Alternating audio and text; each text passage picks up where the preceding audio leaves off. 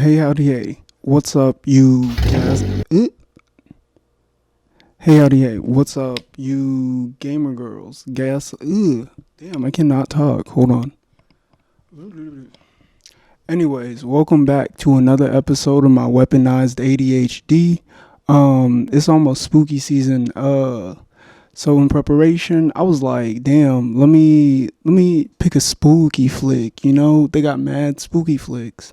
So I was like, okay, let me watch all the Halloweens, because it is Halloween, right? But then there was one Halloween that was better than all the rest, right? I was like, damn, let me put y'all on to Halloween 3.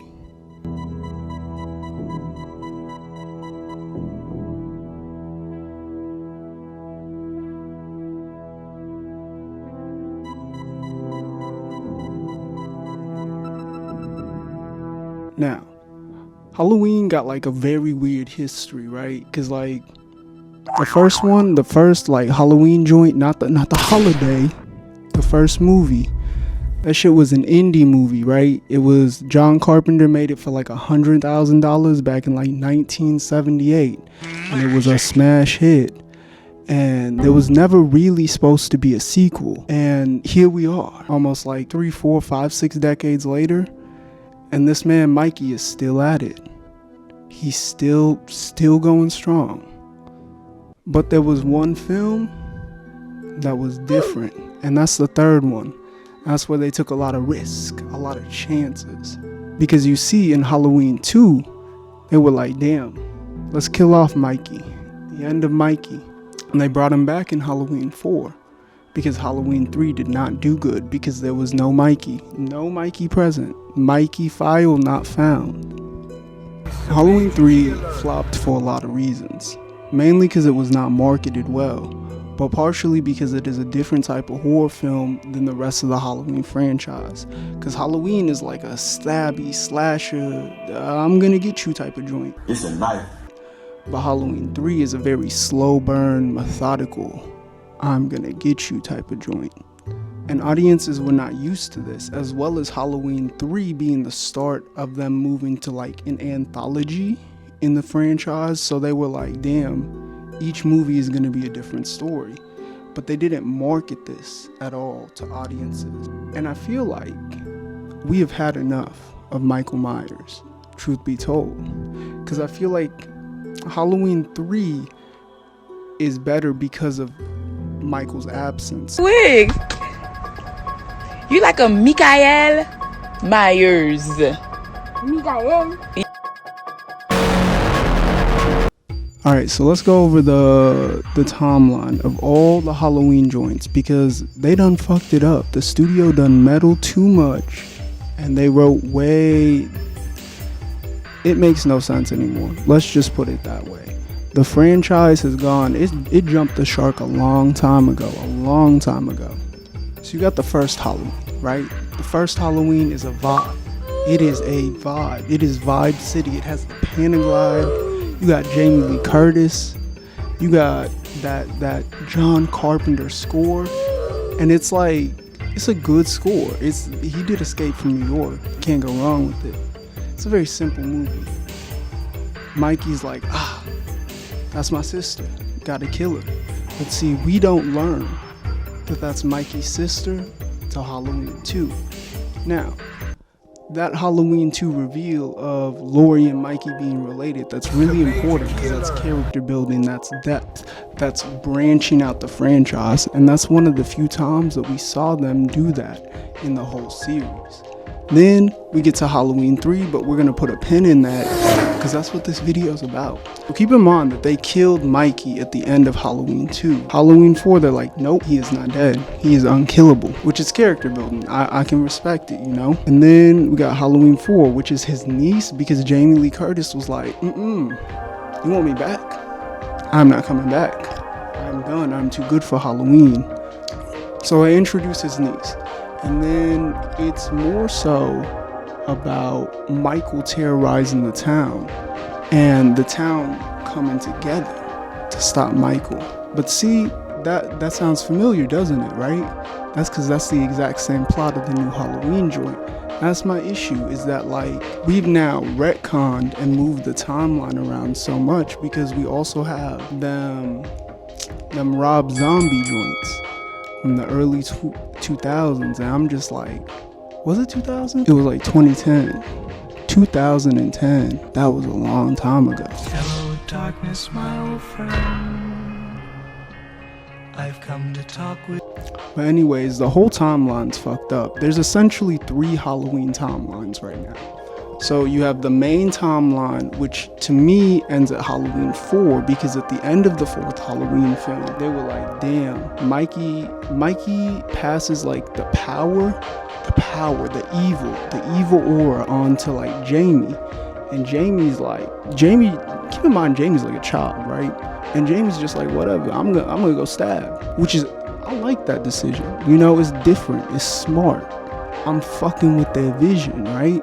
But then they were like, oh, we can't not let Mikey be the star, right? So then they retconned that. And then Halloween 5 comes out. Mikey and his niece are connected telepathically, which is dumb as hell. And all of a sudden she has like epileptic visions or whatever. So like every time Mikey goes to do some shit, she's over here having a whole ass seizure. And like nobody's doing anything about it.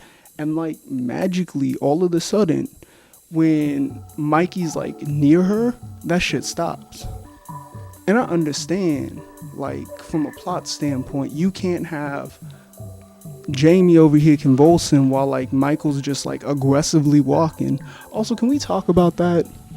Like Mikey got no powers. Mikey weak. Like Mikey does not do anything. And Mikey just walks. And he's been walking for 40 years.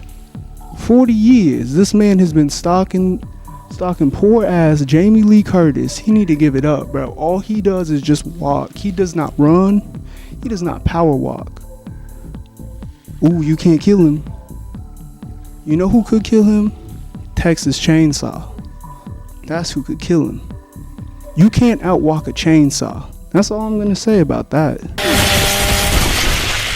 Anyways, then in Halloween 6, they tried to add like more character development, and they're like, oh, he's the spawn of Satan or whatever. Like they made it about a cult. I don't know. I lost interest at this point in time. So then the Halloween franchise lay dormant until like the 90s. You know, the 90s. That was a big edgy time. Everybody was listening to their 9 Inch Nails, they Nirvana, all of that. And Jamie Lee Curtis got on the phone and she was like, what if we made Halloween 20 and called it H2O? Not the movie about the mermaids. That movie's fire though. But H2O, Halloween 20 years later. So then essentially everything that had happened after Halloween 2, like the OG Halloween 2, none of that existed. And it's Jamie Lee Curtis' story again. So not only do we have the first timeline skip, but now we have the first retconning of 30 to 40% of the lore. But they don't do anything with it. They got Busta Rhymes in it, which is cool, it's nice, but they don't do anything with it. And then they made H2O2, H24. Trick or treat, motherfucker. I stopped caring at that point, and like I said, they made them Rob Zombie joints. They're okay. And then my notes say in 2018 they made the first of the new Halloween reboots. And listen, I think they're okay, but they don't bring anything new to the table. There is nothing that we are learning about the character of Michael Myers, Laurie, the world that he inhabits. It is not good. And I feel like, unfortunately, it's just gone on for too long. And that's no hate. Because I think Mikey is fun. He's fun. He's quirky. He's a cutie, right? We appreciate what he does. But he done doing the same thing for 40 years. It's time to stop!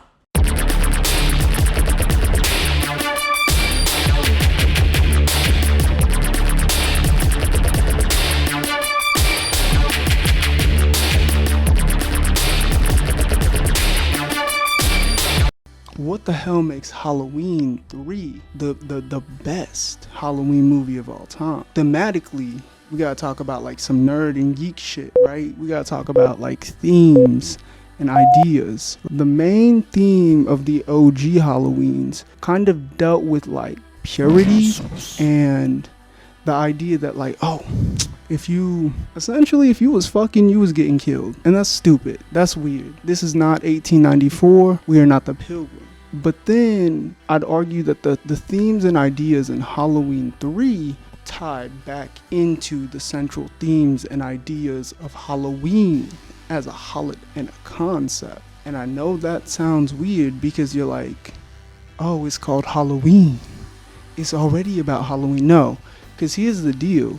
You could take the events of the film Halloween and set it in any holiday. It could be Thanksgiving. It could be St. Patrick's Day. There is nothing about the Michael Myers Halloween joints thematically that ties back into the idea of Halloween, except for in Halloween 3. So, let's learn about the history of Halloween to understand why Halloween 3 ties back into the themes of Halloween.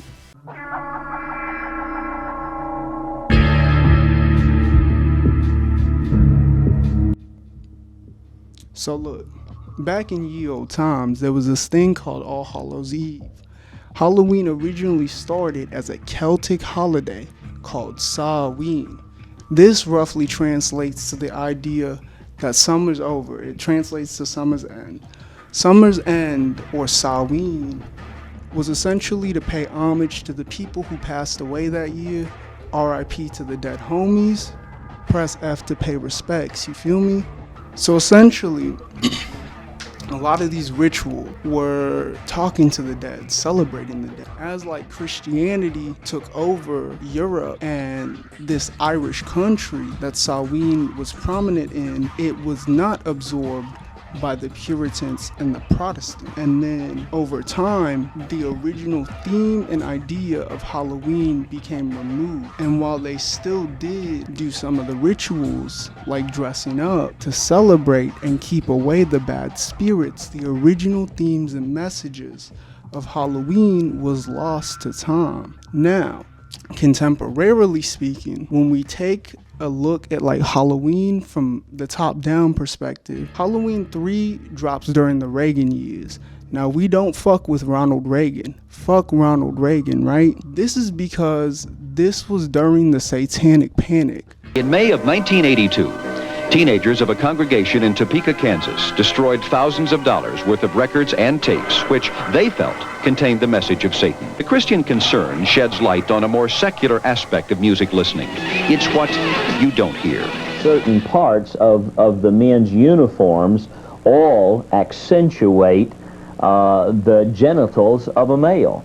So, the Satanic Panic was when people were scared. Which, you know, Satan's scary. That being said, it was a lot of fear-mongering and just cultural, just it's just a bad time for the culture. And because of this, you had a lot of Christian and Christian-based ideas taking over the culture, as well as kind of putting a lot of pressure on traditions like Halloween. And then when we also take a look at what Ronald Reagan did during his presidency, one of the precedences that he set was that you can advertise and market to young children. This is why we had the toy cartoon era. So we had stuff like Transformers, My Little Pony, G.I. Joe. All of this came about because of the Reagan years and what we like to call Reaganomics, which is why we do not fuck with Ronald Reagan, right? Halloween 3's base plotline is about advertising masks to kids. So now you see how it all ties together, right? And essentially, this one dude, he's like, damn, I fuck with the witchcraft heavy. It's now season of the witch. So he wants to just kill kids. That's it. That's what he wants to do. He wants to kill kids. Something about Samhain and taking their powers. But it all thematically ties back into Halloween. Now, Halloween 3 was the first joint that Carpenter wrote too, because he actually didn't write Halloween 2. So he decided to come back to the series for this one. So you can definitely feel his presence and his heart and ideas all over it. Carpenter also did the score for Halloween 3, and the score sounds a lot similar to the synth-oriented score of Halloween. What causes heartburn? While most heartburn sufferers recognize the symptoms, few are aware of how it starts. The lower esophageal sphincter is a band of muscle at the bottom of your esophagus. I need to stop eating right before I film. Anyways, so they did the score for Halloween 3. Has that synth-oriented spookiness similar to Halloween 1, but because of the themes of like technology and the videotape, television, the themes of television and all this, there's a lot of, the scents are colder, they're not as warm, they're not as lush, and most importantly, Halloween is a holiday centered around children, and I feel like there are not a lot of horror movies that deal with hurting kids, because nobody wants to watch kids get hurt. That sucks. That's scary. You're probably asking yourself, how does the film hold up? It's fantastic. But the kills themselves are not the stab, eat, That's Friday the 13th, but you get the idea. They're more slow. They're more methodical. The shots linger, you know. It's not the same type of pacing as Halloween 1 and Halloween 2.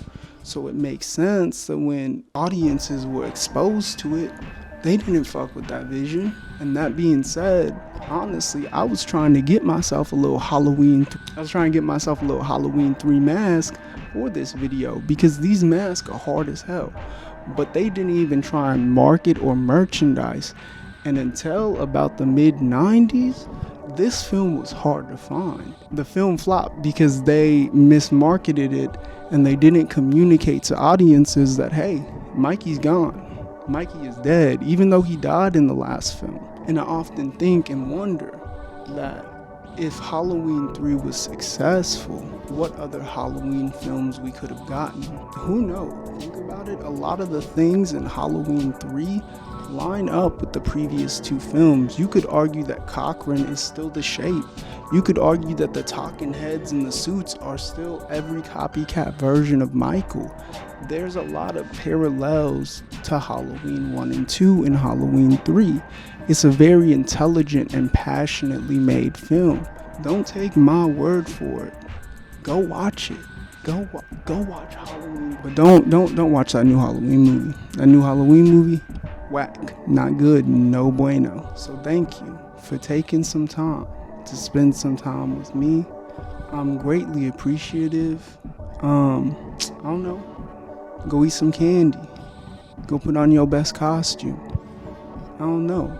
But the video is over and you cannot stay here. So maybe like, maybe comment, maybe subscribe.